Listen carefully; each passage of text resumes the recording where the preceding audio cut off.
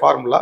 அதாவது வேப்ப எண்ணெய் வந்து 1.5 லிட்டரு, புங்க எண்ணெய் வந்து 1.5 லிட்டரு, விளக்கு எண்ணெய் வந்து 1.5 லிட்டர், பின்னை எண்ணெய் 1.5 லிட்டர், நல்ல எண்ணெய் 1.5 லிட்டர். இந்த 5 எண்ணெய்கள் வந்து 1.5 லிட்டர். அது கூட வந்து பூண்டு, வசம்பு, பெருங்காயம், திரிகடுகு, கிராம்பு, சதக்குப்பை, கடுகு ரோகிணி, சித்திரமூலம், வேர்பட்டை சுத்தி செய்தது, காடி நீர் 3 லிட்டர். இது இந்த கடசருக்கு எல்லாம் 15 கிராமு, காடி நீர் மட்டும் 3 லிட்டர்.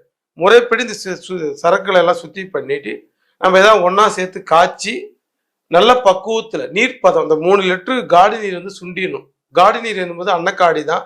கருங்குருவி அரிசியில செய்த காடி, அது 1 மாசத்துக்கு மேல காடி நீரா இருந்தா ரொம்ப சூப்பரா வேலை செய்யும். ஸோ அந்த நீர் கலந்த இதெல்லாம் ஒன்னா சேர்த்து நம்ம வாத தைலமா காய்ச்சி பக்குவத்துல எடுத்து வைப்போம்.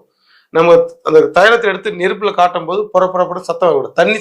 தண்ணி தைலத்துல இருந்தா சத்தம் வரும், தண்ணி சத்தம்.